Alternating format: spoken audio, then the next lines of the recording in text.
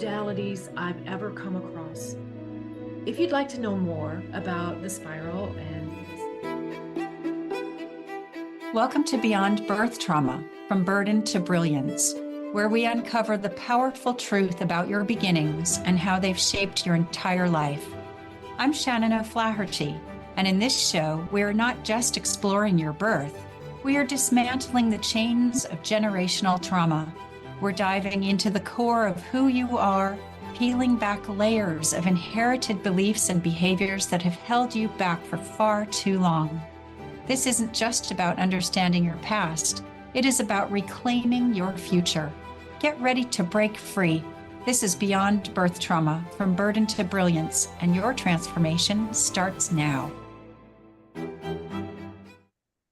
Hi, everybody. Shannon O'Flaherty here. So big apologies for the delay, but my guest was having technical issues, so she won't be joining us today. So today I'm going to talk to you about all of the other things that I offer, because usually I'm interviewing guests and talking to them, but today that's not the case. So I want to let you know on everything else that I do. Because as you know, my subject is birth trauma, but it's not just about our birth, and it's not even that our birth started with our birth. Our birth started not even with our mothers, but with our grandmothers. This is the beyond birth trauma part, because we wouldn't even be here without our ancestors.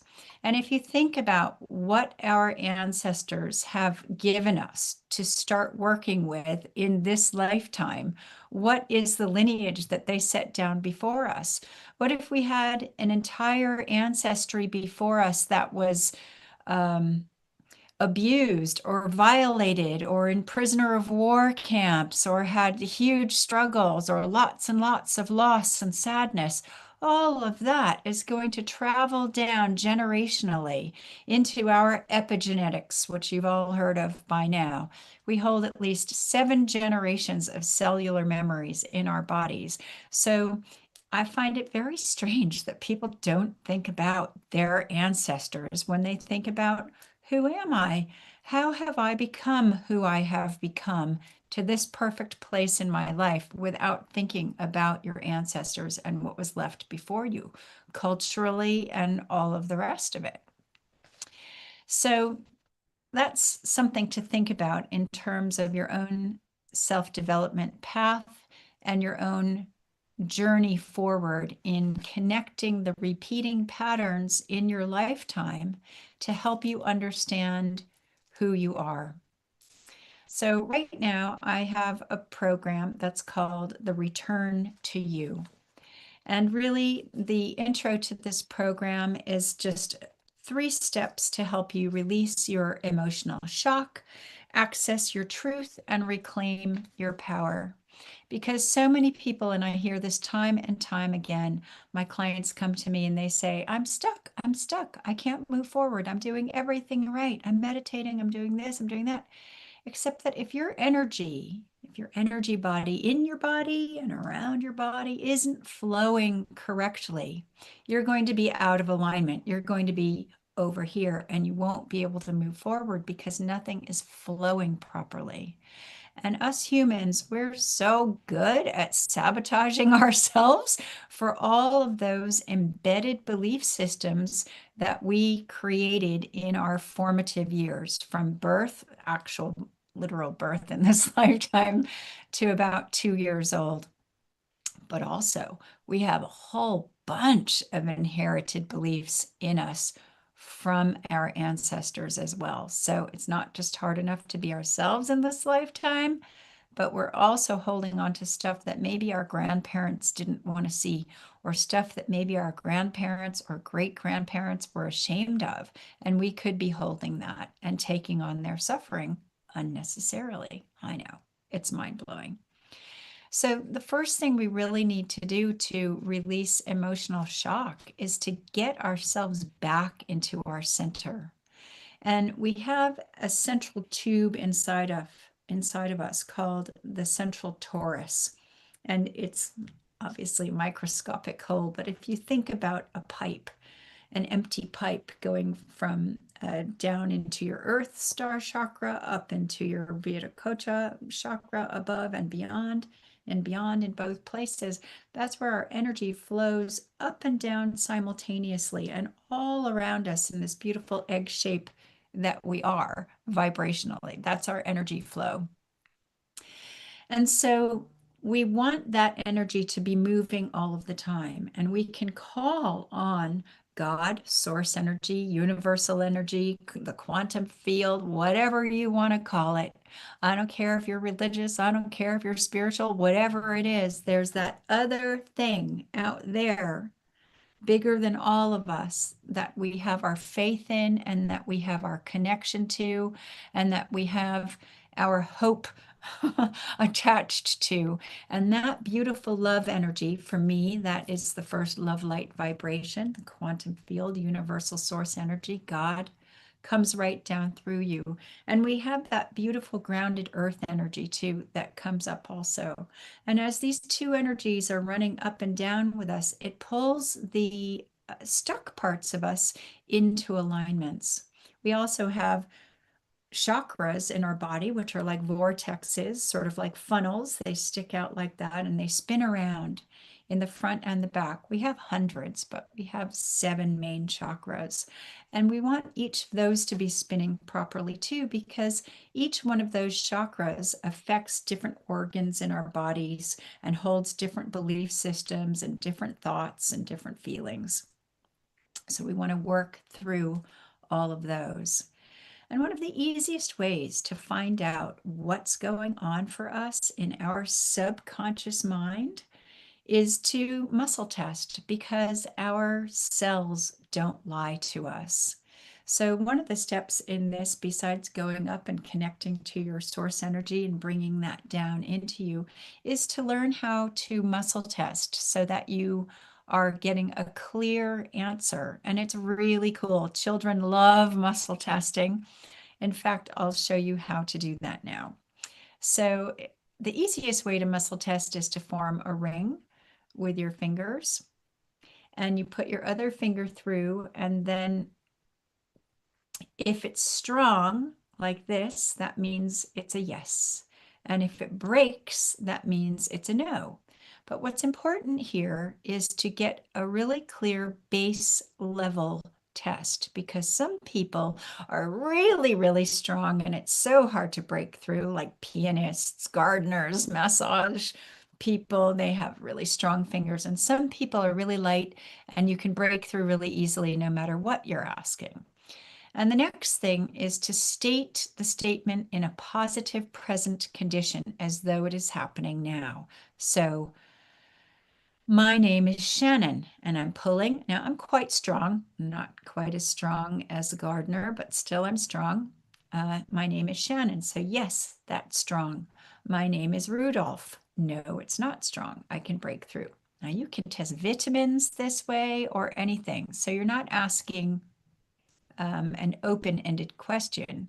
Usually if I want to know if it's the best thing for me to do or do something, I say, is it in my highest and best to do this? Because that's a yes or no answer. So then you get a yes or no answer. There's other ways to muscle test too, and these are all available. But so that's a really easy way. You need to be well hydrated when you're muscle testing, because we are over 70% water in our body. So things need to flow that way too. And also, if you want your energy to be in alignment, it's a really good idea to be hydrated. I have my water next to me all the time because hydration is really, really important. So if you're not a big water drinker, I'd say get with the program and find a way to drink water. I think herbal teas are okay, most of them. And then reclaiming our power, especially if your parents are still alive, now is the time to start asking them questions. There is a free resource on my website, shannonoflaherty.com or shannonbtb.com, where if you fill out your email address, there's a whole PDF of questions that you can ask your parents or your grandparents, because some of us think, God, I don't know all of these things. I knew everything about my mother. I knew everything. I knew more about my mother than anybody else in the family because my whole life I thought it was my most important relationship. And when I was 15, I wanted to know what it was like when she was 15. What did you do then? What did you do? What did you feel about this? And with every phase of life that I was in, I wanted to know what my mother was going through too. So that when she died, I was pretty clear on everything. And also later on in my own process, when my mother was still alive, when I started my spiritual journey and all of my stuff came up and out, which what happens when people have a spiritual awakening, as you all know by now. It's not all rainbows and unicorns. It's like, ah! Right. So when all of my stuff was coming up and I was thinking, oh my God, what happened when I was 3? What happened when I was 7? Why is this coming up now? I was on the phone to my mother all the time.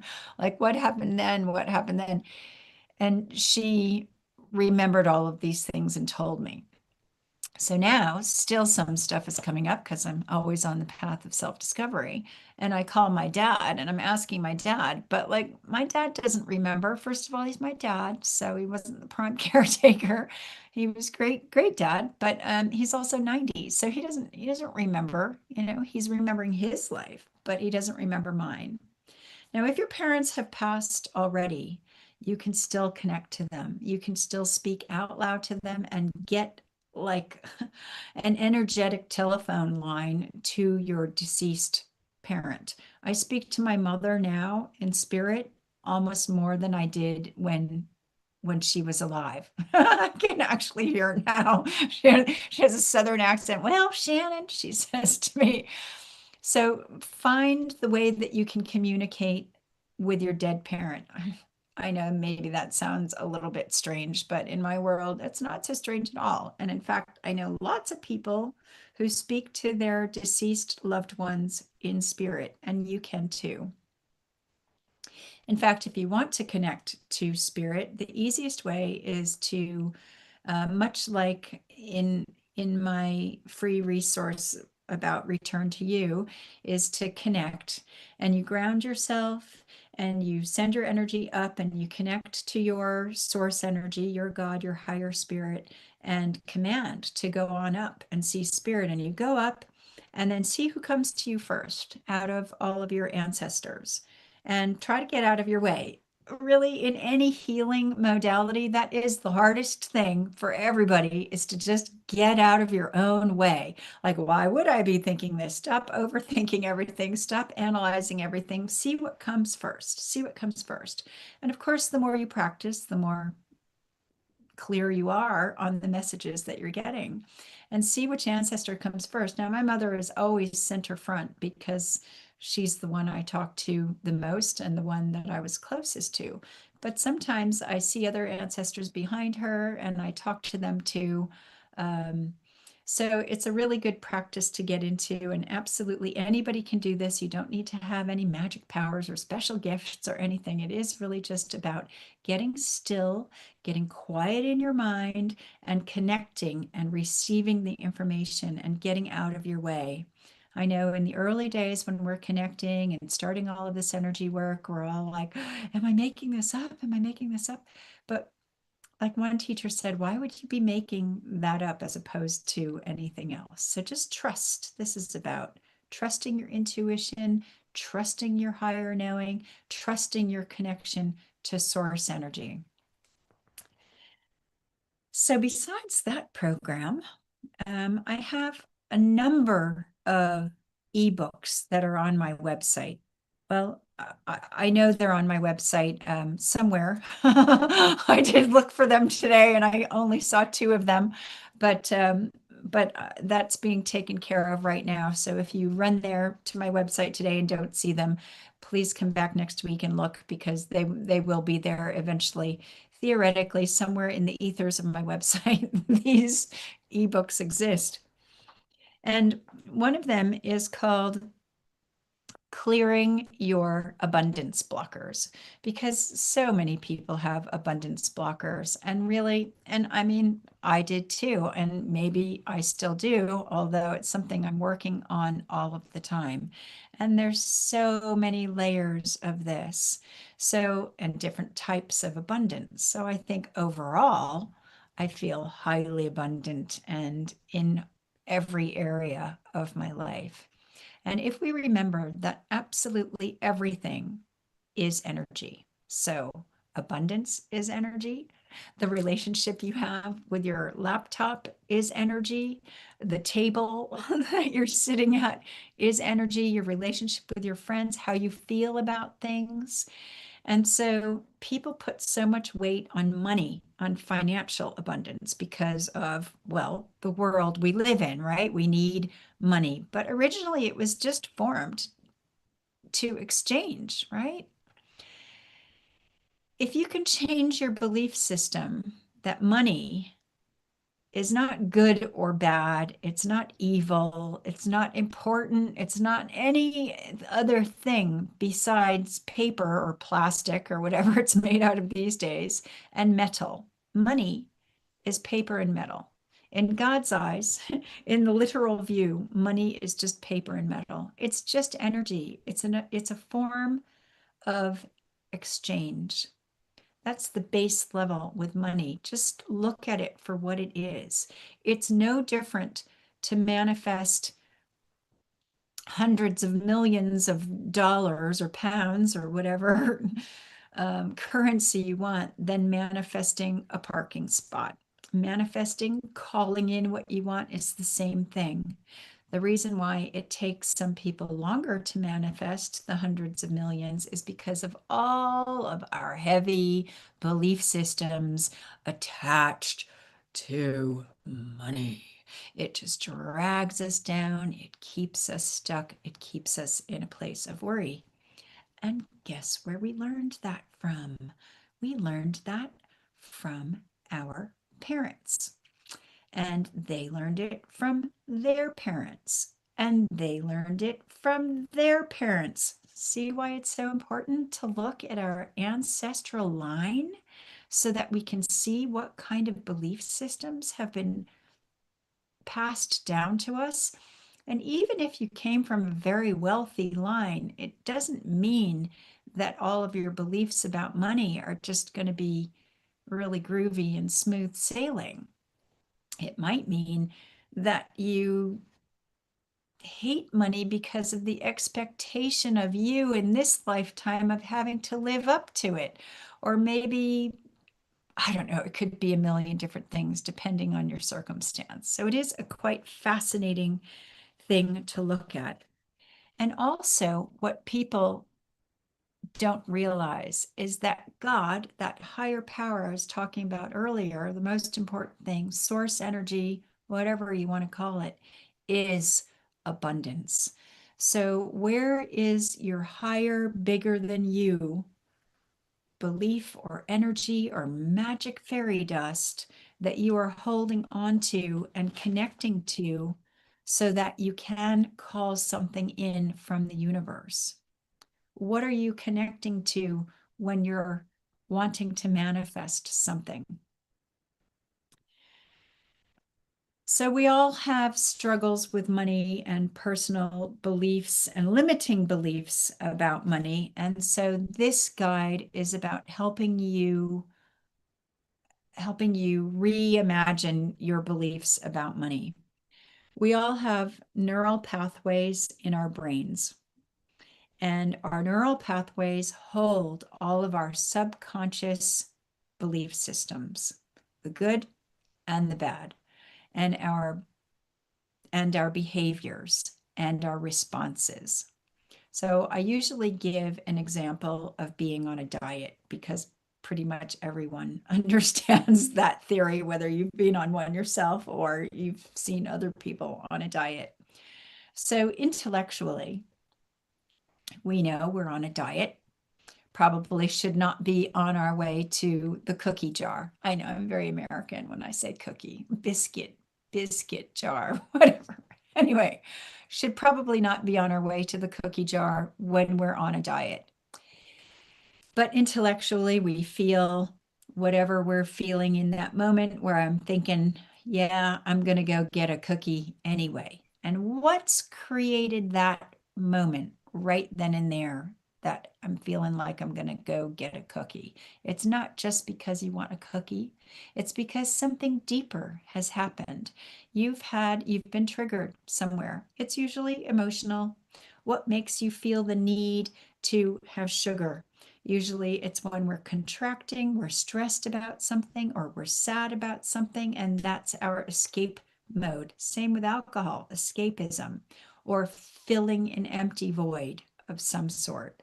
So in in that trigger of going to get the cookie, if you stop yourself first before going to get the cookie and break your patterning of response. Oh, I feel this way. Now I'm going to go get a cookie. If you break your response, essentially what you're doing is you're changing the neural pathway in your brain, because the neural pathways are like rivers running down a mountain. They start as a little trickle, and then the water fills them more and more every time it rains until it's a rushing torrent of water and you have no control over it. And at the end of each neural pathway is a receptor that holds that energy in place. So it becomes out of our control. And however old you are, you've been practicing how you think. That's a behavior. The way that you respond, whether you hermit into your cave or whether you scream at people, and also the things that you say. We all have that experience of saying maybe an ugly or unkind thing, and the moment the words are coming out, you're like, no, no, no, don't be saying this. But it's too late. But also the way we think, and this is the mental monkey chatter. So changing your neural pathways, because you learned them in the first place, you can unlearn them. And this literally rewires your brain. This is nothing new. All of the spiritual masters out there are teaching this in one way, shape, or form. But the process is very simple. Where people get stuck is because it takes practice. It takes practice. What's your motivation to change something? How important is it to you? So the Clearing Abundance Blockers looks at all of those aspects that are holding you back from even getting started and helping you reframe beliefs around money. And then I have another ebook that's called 118 Abundance Blockers Keeping Spiritual People Stuck in Scarcity, because there's a whole bunch that you wouldn't even think have anything to do with money.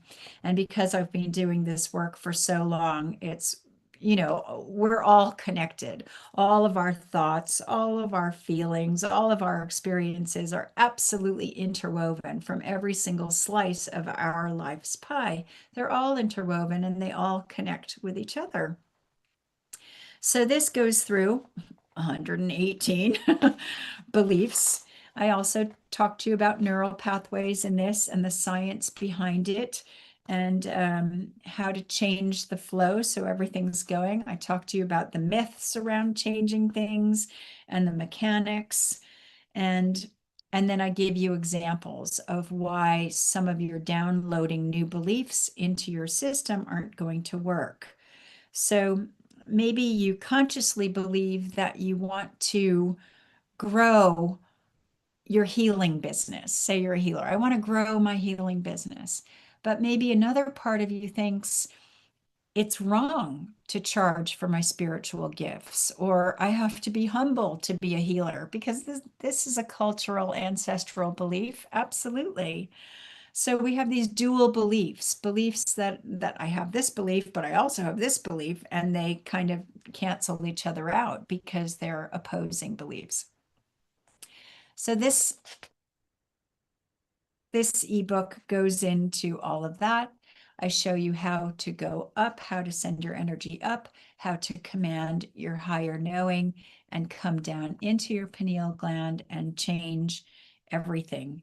And we talk about beliefs in here about scarcity and survival, self-worth and deservingness, because money and abundance is connected to all of these things. And of course, all of these different categories relate to different chakras in the body.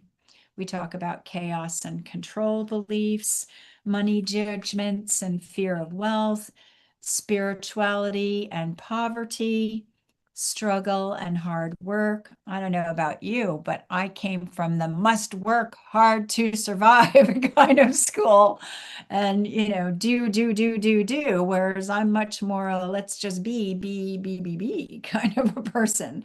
So what is embedded in your consciousness from not just your parental messages, but from your ancestral messages? And what about your circumstantial messages and your cultural messages?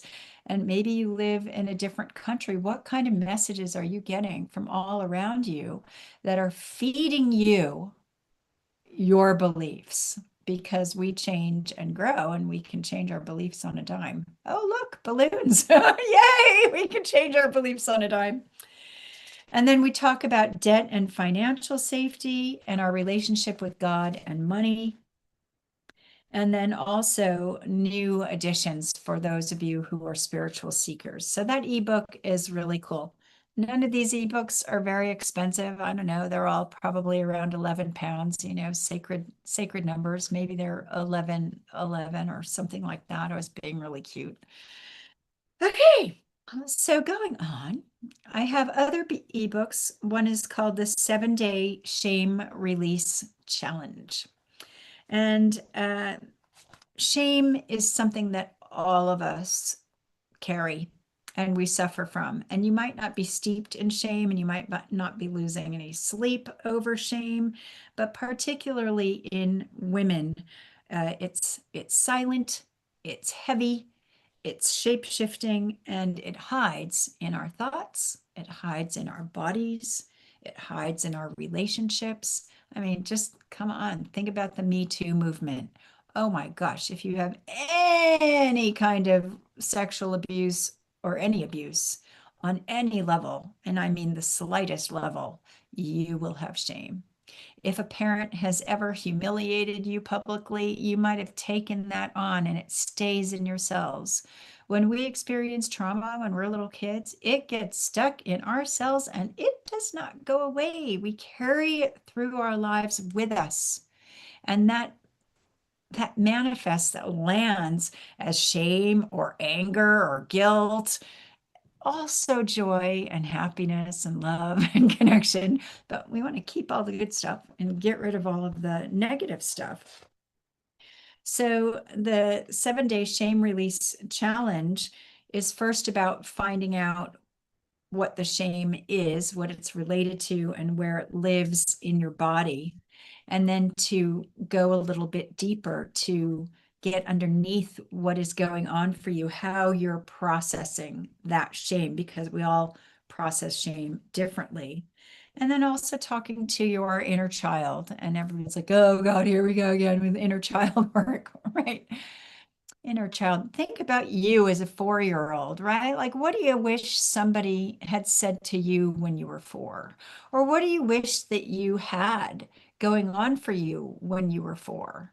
When I was 4, I wish that I had had more intuitive understanding from me, from my mother particularly, but both parents. But I mean, my dad was so high on a pedestal back then, it didn't much matter, but that's all cleared up now. But with my mother, I wish she would have seen me, seen the spiritual person that I always was, the free child, instead of being in a power play and resistance with that, right? I would have loved more holding from her, whatever it is that you feel that you lacked when you were 4, that you now know as an adult, like looking back, well, what was missing? And instead of just staying angry about what was missing and what you didn't have, then going back to change that and reframe that and forgive what needs to be forgiven and have gratitude about what you can be grateful for, because even all of the crap hey, I'm really grateful for some of the most challenging experiences in my life because I did not lose the lesson. And I grew so much personally from experiencing really, really tough times sometimes. So when you can get to that place of like, okay, well, all of that happened for a reason. And I do live by that belief that everything is divine and it happens for a reason. But that doesn't mean that I go through a process. I mean, if you read any of my blogs, oh my gosh, what happens to you happens for you. And I love that. I love that phrase so much. That comes from one of my colleagues, Colleen. And yeah, it's just absolutely true that if you, it's not to spiritual bypass and not feel what you're feeling, but go through the process, feel what you feel, go through the process, do some healing, process whatever you need, get the grain of the gift from the situation, even if it's just a grain of sand. Find the gift in whatever it is that you've had to overcome, and then use it to your advantage so that either with awareness or teaching someone else or sharing it or getting yourself out of that and seeing the divinity in it, because then you're open to other opportunities coming into your life instead of staying in a place of resistance. You can have a big drama and a rant and a rave about that. Used to be really, really good at that. I do still get stressed about things, but I don't stay there long because I don't like to feel that way. So I do something about it quickly so that I can then get into the divinity place. And then in this book, also, you learn how to release the guilt and move the emotion through your body. And then we anchor in a new story. So that's a really great ebook for you too, if you're in that kind of a process of wanting to get rid of shame. Another ebook I have is called The Lineage Healing Blueprint. 33 questions every woman must ask before transforming her ancestral story. So the title gives it away. There's 33 questions that you can ask. And these are the motivations that are guiding your healing, also the emotional, somatic, and spiritual resources that are available to you. We look at the patterns that you've inherited and the ones that you're ready to release. And also the connection you hold to the women who came before you. You know that your, before you were born, before you were even conceived, that your eggs that you were conceived from lived in your mother's tummy, right? So they were in your grandmother first. So how can we not be connected to our grandmothers? There's a lineage of women. It's really exciting when you start to look at things as this connected lineage. And also practices that will help you stay grounded, empowered, and aligned. And it's not just a bunch of pointed questions, it's really an initiation. It's a preparation and it's a remembering for you to tap into that other knowing of yourself. And these questions will help you reconnect with your why. Why am I who I am? Why do I have this deepest motivation to change if it's not just because I don't want to feel like crap all the time? It also helps you visualize what's possible and what you're truly ready for. And they help you build emotional safety because we need to feel safe in absolutely everything in order to be our truest, most authentic selves. So it gives you a lot of clarity and intention for what you're going to heal. And it takes you through a really beautiful process. So I would highly recommend that ebook if you're just starting to investigate your lineage and your ancestry. You don't really even have to know too much about your ancestry because this will help you get there. And then you'll think of your own really cool questions too. And then I also have the ebook, The 5-Step Path to Healing Generational Shame, because shame, it isn't just born with us in this lifetime. Generational shame starts way before we were here, and that's passed down too. So shame, like everything else, has a lot of different layers, and the generational shame book takes you even deeper in that one. So you can read all about these. Yeah, hopefully this week on my website. And then finally, the last ebook is called Hidden Ancestral Oaths, Keeping Spiritually Minded Women Stuck. And we took 7 sacred oaths in other lifetimes. They could have been religious oaths, they could be pagan oaths. It doesn't much matter what kind of oath you took, unless you have a real friction between religion and spirituality in this lifetime. Most of my clients don't, but some people do. So sometimes it's important for them to know where the oath came from. But these oaths keep regenerating lifetime after lifetime.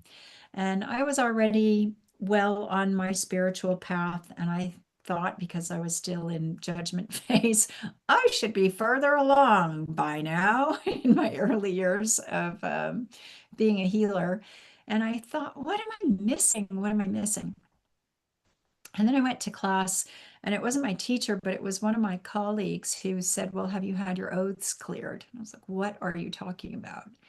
And there were these 7 specific oaths that needed to be cleared. And they were absolutely fascinating because they also align with the chakras, and the release of them was really important. And when I had these oaths cleared, my life changed so radically. I couldn't even believe it. And I thought, wow, this is something that I really need to do with every single one of my clients, because it really helps people shift. And usually in a session, I have 2-hour sessions with clients, one-to-one, either on Zoom or in person if you're anywhere near Ilkley in West Yorkshire. And first, I tell you all about them so that you can understand them and see if one or more particularly resonate with you more than the others. And then we clear them.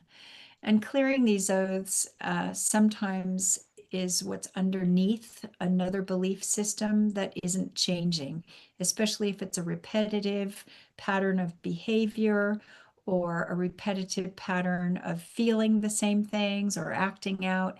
Because what I do really is look at the whole thing and connect the dots to see the repeating patterns through your life and ancestrally. Because oftentimes, I'm sure people have heard, oh, he's just a mirror to you. And you think, well, no, he's not at all mirroring back anything the way that I am, except that it's not literal sometimes. It's about the energy that is being mirrored back. So that's another whole dynamic that's going on. But also with clients one-to-one, when I'm working with them, with every new client, especially, I go in and look for the fetal memories. So when we were in utero with our parents, because this is when all of the ancestral belief systems get passed down when we're forming as a baby. And so we clear all of the fetal memories, because anything that your mother and father are feeling while they're pregnant with you is going to go into you, the little baby, right? So when I was pregnant with my second son, who has just become a father, which is mind blowing to see my baby become a daddy. Yes, I'm just a brand new grandmother. I'm so thrilled telling random strangers on the street. But when I was pregnant with him, my mother and my sister weren't speaking to me for like that year. Right now, I don't remember why. That's not important. But I was very sad. And I felt like my family wasn't there for me. Now, my husband was there for me, yeah, and I had great friends and a support network, but I felt like my family wasn't there for me. And then Rome was, maybe he was about 7, I guess, 7, and he was just moody about something. And it suddenly occurred to me, however he was acting out, I thought, you know what?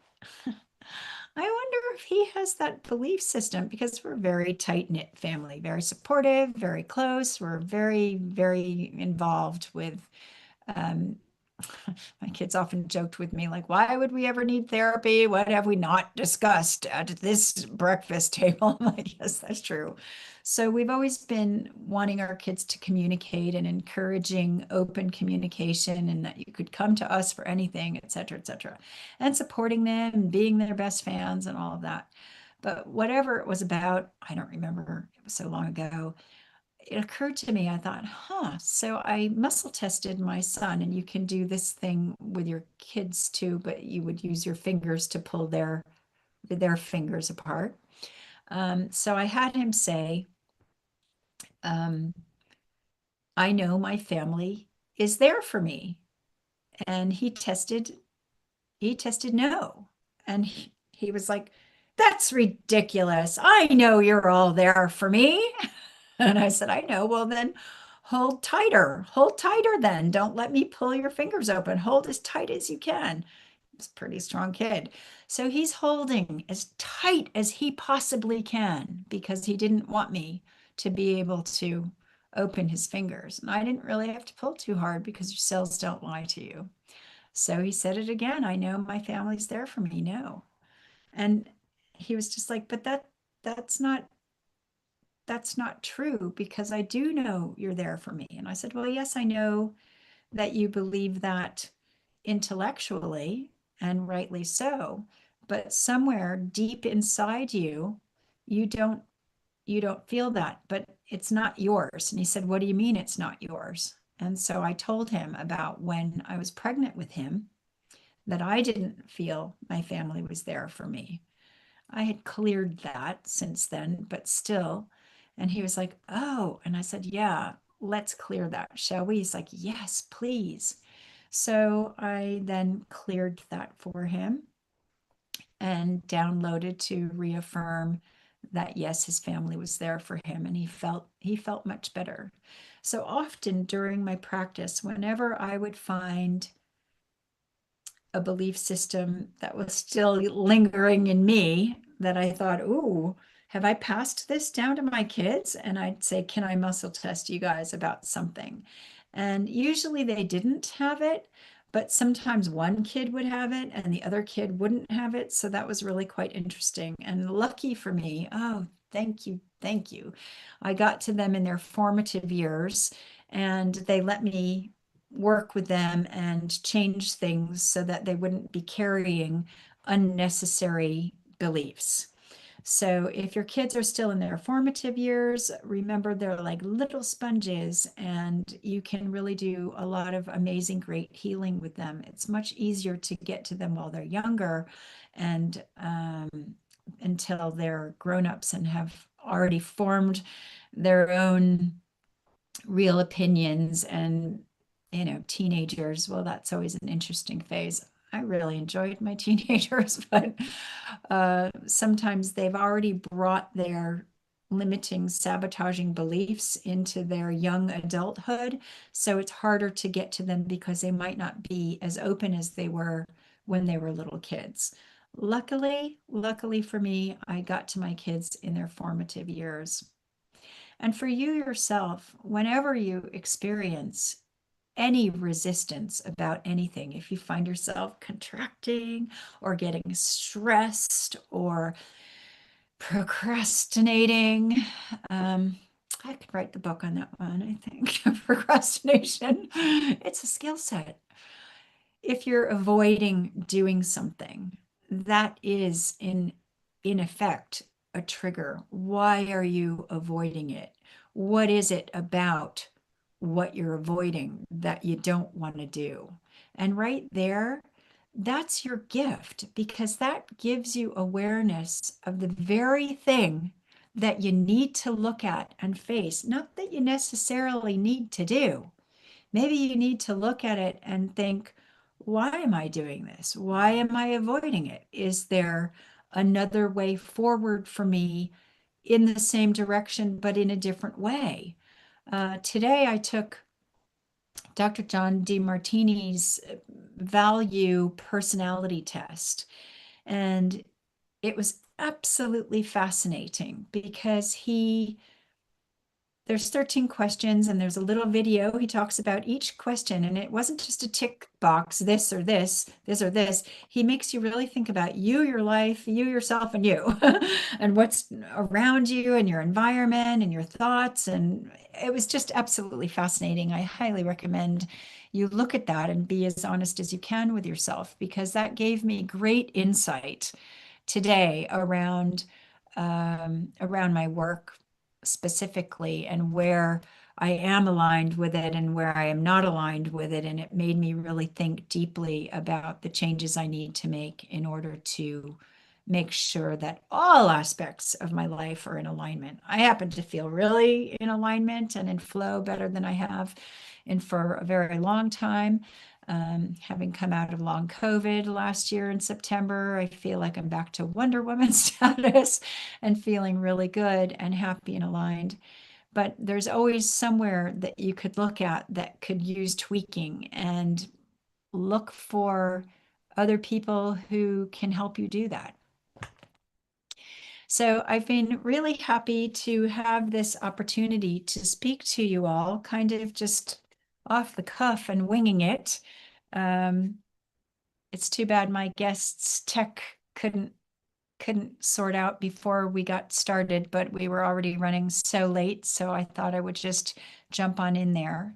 So as I do at the end of every show, let's have some downloads. So if you'd like to receive some downloads now, some healing, just put your feet flat on the floor, and you might want to have a drink of water just to hydrate, because we know how important that is. Put your feet on the floor and your hands up, palms up, so that you can receive. And when I say whatever the download is, if you'd like to receive it, just say yes out loud, and then you'll receive it. So let me just get connected. Oh, I'm already yawning and processing energy. I yawn when I process energy. It's not exhaustion.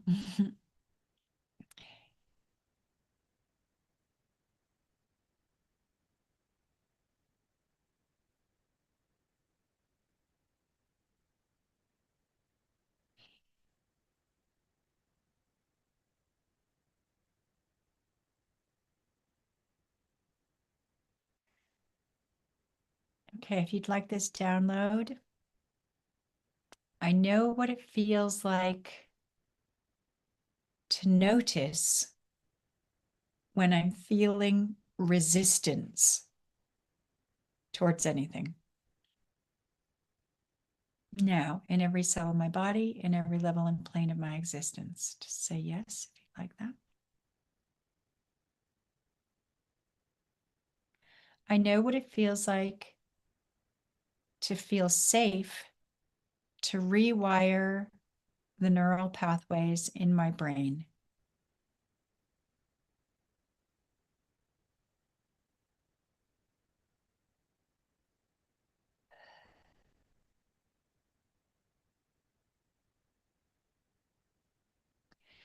I know what it feels like to trust my intuition and higher knowing.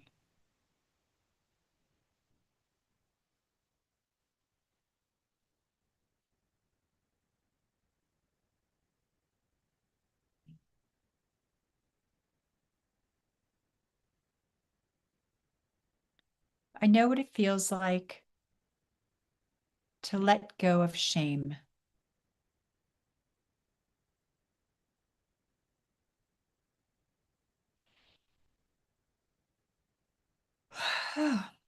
Feel energy moving out there for all of you.